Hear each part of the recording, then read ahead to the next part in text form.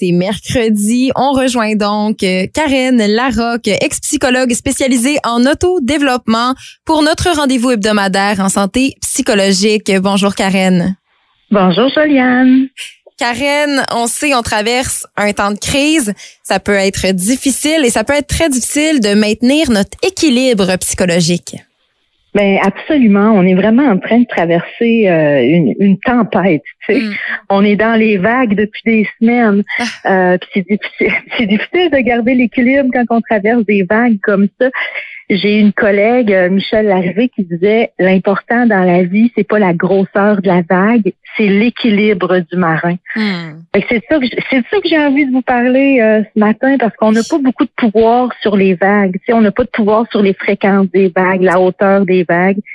Puis là, sur la durée des vagues, parce que ça dure longtemps, mais on en a sur notre équilibre. Oui. Ouais, c'est ça. Puis notre équilibre, ben, ça dépend essentiellement de 4 choses. Puis je trouve ça important, moi, que tous les humains connaissent ces 4 choses-là pour être capables au moins de prendre soin de notre équilibre si on peut pas contrôler les vagues. En fait, c'est de répondre à nos 4 besoins de base psychologiques. Tu sais, physiquement, pour rester en équilibre, il y a des choses qu'on doit faire régulièrement. Tu sais. Ouais. On doit se nourrir, on doit boire, on doit dormir. Mais au niveau psychologique aussi, il y a des choses qu'on doit faire à tous les jours pour rester en équilibre. Puis les 4 besoins de base, on a besoin de se reposer psychologiquement. Fait qu'on a besoin à tous les jours de moments où on se met à off, de moments où on peut se détendre psychologiquement. Deuxièmement, on a aussi besoin de se ressourcer. Ça, c'est comme l'équivalent de se nourrir. C'est ça qui nous donne de l'énergie psychologique. OK. Puis les humains, pour se ressourcer, il y a 4 sortes d'activités qui rechargent nos batteries. C'est de s'amuser, de faire des activités artistiques, d'être en contact avec la nature, donc des activités de plein air, ou des activités spirituelles. C'est de la méditation, du yoga. Puis c'est à tous les jours qu'on devrait prendre le temps de se ressourcer. Puis je dirais même qu'en période difficile comme maintenant, où ça prend plus d'énergie pour rester en équilibre, si on pouvait se ressourcer au moins 2 fois par jour, ça aiderait beaucoup pour notre équilibre. L'intégrer comme dans une routine, là, pour que ça devienne un rendez-vous avec soi-même chaque jour. Absolument, que ça fasse partie de notre hygiène psychologique. Tu sais. Hygiène de vie, hygiène psychologique, oui. Absolument. Puis donc c'est ça, il y a le repos, le ressourcement, troisièmement, l'affection. On en a parlé déjà dans une chronique, mais c'est important de se nourrir de chaleur humaine à tous les jours. Puis je dirais que dans un temps normal, 1 fois par jour, normalement c'est suffisant, mais dans un temps de tempête comme ça, si on pouvait se nourrir 1 à 2 fois par jour, ce serait encore mieux, ça nous aiderait vraiment à garder l'équilibre. Puis 4e chose à s'occuper, c'est d'évacuer. En fait, c'est ce qu'on est en train de traverser, ça nous fait vivre plus de choses que d'habitude, puis c'est important de pas garder ça en dedans. Que ce soit des larmes, que ce soit des paroles, de ravaler ou ce qu'on a ravalé, de prendre un temps pour l'évacuer après. C'est ça. Oui. Fait que les 4 besoins de base. Oui, vas-y. Ça me faisait juste penser, c'est la semaine en santé mentale, hein, puis c'est justement la thématique parler vrai, de parler de ce qu'on ressent, de se permettre de nommer pour vrai puis de le sortir, ouais. Mais absolument, parce que sinon, on remplit notre entrepôt. Tu sais, à chaque fois qu'on ravale des émotions, que ce soit des paroles ou des larmes, ça disparaît pas, ça, là, ça s'en va dans notre entrepôt à émotions. Puis quand l'entrepôt est plein, mais plus l'entrepôt est plein, plus c'est difficile de garder l'équilibre. Tu sais, imagine-toi un sac à dos, puis à chaque fois que tu ravales quelque chose, tu mets ça dans ton sac à dos. Ben, plus ton sac à dos est pesant, plus c'est dur de garder l'équilibre quand tu traverses les vagues. Mais c'est ça, essayer de surfer une vague avec des poids sur les épaules, c'est pas facile.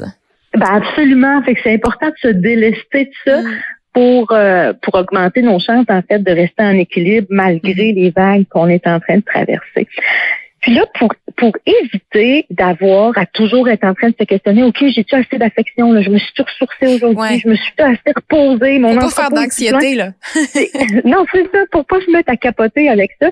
C'est important de savoir que les humains, on est super bien équipés. On a un tableau de bord dans lequel il y a des lumières qui allument quand il y a un de ces 4 besoins-là est en manque. Fait que ce qu'on a à faire, c'est garder un œil sur notre tableau de bord. Puis quand il y a des lumières qui s'allument, ben identifier le bon besoin puis y répondre pour faire éteindre la lumière. Parce que plus il y a de lumière qui allume, plus on est à risque de perdre l'équilibre. Puis c'est super intéressant parce que c'est même fascinant. C'est que pour chaque besoin, c'est pas la même lumière qui allume. Par exemple, pour le besoin de repos psychologique, quand on a besoin de se reposer psychologiquement, on devient plus stressé.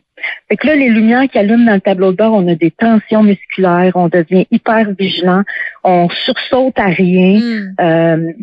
Puis on a chacun nos alarmes personnelles. Là, quand on est stressé, il y en a, ça va être des brûlures d'estomac, d'autres, ça va être une crise d'urticaire.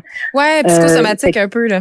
Ben, c'est le corps qui nous parle des fois quand on n'écoute pas, des crises de pleurs, crises de colère, crises d'anxiété. Fait quand on voit ces lumières-là allumées dans le tableau de bord, généralement, c'est parce qu'on a besoin de repos psychologique. Fait qu'on a besoin d'avoir des moments où on n'est pas en contact avec des problèmes puis de la souffrance, où on n'est pas en contact avec le stress. Tu sais, se mettre à off, là. Ouais. Souvent, quand on a l'impression d'être en train de perdre notre temps, c'est parce qu'on est en train de se reposer psychologiquement. Puis je vous assure que c'est pas une perte de temps, c'est comme fermer le moteur pour laisser refroidir le moteur. Puis le moyen de faire ça, chaque personne a ses moyens, tu sais. Moi, j'écoute tu sais, je vais me brancher sur une série, tu sais, quelque chose qui va me mettre le cerveau à off où j'arrête de réfléchir. Il y en a d'autres, ça va être de faire un somme, d'aller faire un jogging, peu importe ta façon, mais c'est de trouver ta façon de te mettre à off quand la lumière du stress est allumée. Quand on a besoin de ressourcement, la lumière qui allume, c'est une fatigue psychologique. Tu sais, des fois, on se dit, là, je suis fatiguée, mais on dirait que je suis pas fatiguée physiquement, on dirait que je suis fatiguée psychologiquement. On dirait que c'est émotivement que je suis fatiguée. J'ai pas envie de dormir, j'ai l'impression que mon cerveau est en train de se vider, comme. Ben absolument. Puis on a toutes sortes de façons de nommer ça, mais on pourrait tout mettre ça dans le bac fatigue psychologique. Ouais. Ben, quand cette lumière-là est allumée dans le tableau de bord, c'est parce que mon besoin de ressourcement est en manque. Donc, c'est le temps d'aller faire une activité pour recharger mes batteries. Donc, ce qu'on me met tantôt, m'amuser, avoir du fun, jouer, une activité artistique, une activité de plein air ou une activité spirituelle. Généralement, le 20 à 30 minutes est suffisant pour faire une différence sur mon niveau d'énergie puis pour faire éteindre la lumière dans mon tableau de bord. Ça vaut vraiment la peine. Je vous assure que c'est pas une perte de temps parce que tout ce que vous allez faire dans le reste de la journée, vous allez être beaucoup plus efficace parce que la batterie va être à pleine capacité. Ouais, puis on va l'apprécier plus pour le reste aussi. Mais vraiment. Pour le besoin d'affection, la lumière qui allume dans le tableau de bord, généralement, ça tourne autour de la tristesse. De la perte d'intérêt, de la perte d'entrain. On dirait que t'as pas de fun à faire ce que t'as du fun à faire d'habitude. On dirait que ça te tente pas de rien faire. Mais souvent, ça, quand cette lumière-là allume dans le tableau de bord, c'est parce qu'on a besoin d'affection.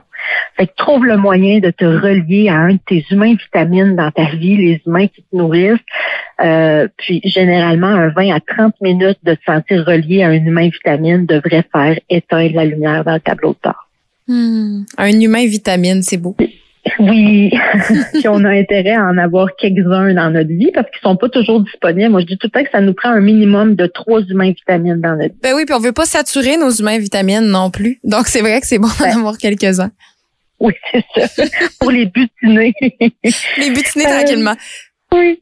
Puis le dernier besoin, le besoin d'évacuation, quand mon entrepôt est plein, les lumières qui allument dans notre tableau de bord, c'est en fait, dans mon approche, on appelle ça l'usure de contention. C'est ce qui nous dit qu'on est usé à force de se contenir. Ça veut dire que notre entrepôt est plein, puis c'est le temps qu'on évacue, que ce soit des larmes ou des paroles qu'on a ravalées. Fait que les lumières qui allument, là, c'est des tensions musculaires, généralement dans le haut du dos. Fait que ça va être les épaules, les omoplates, la nuque. On va faire de l'insomnie, mais pas n'importe quelle sorte d'insomnie. J'appelle ça l'insomnie du petit hamster. C'est quand le hamster roule puis m'empêche de dormir. Soit il m'empêche de m'endormir, ou s'il m'a laissé m'endormir, il va me réveiller dans la nuit. Ouais. Je peux aussi devenir irritable, impatiente, puis avoir de la difficulté de concentration.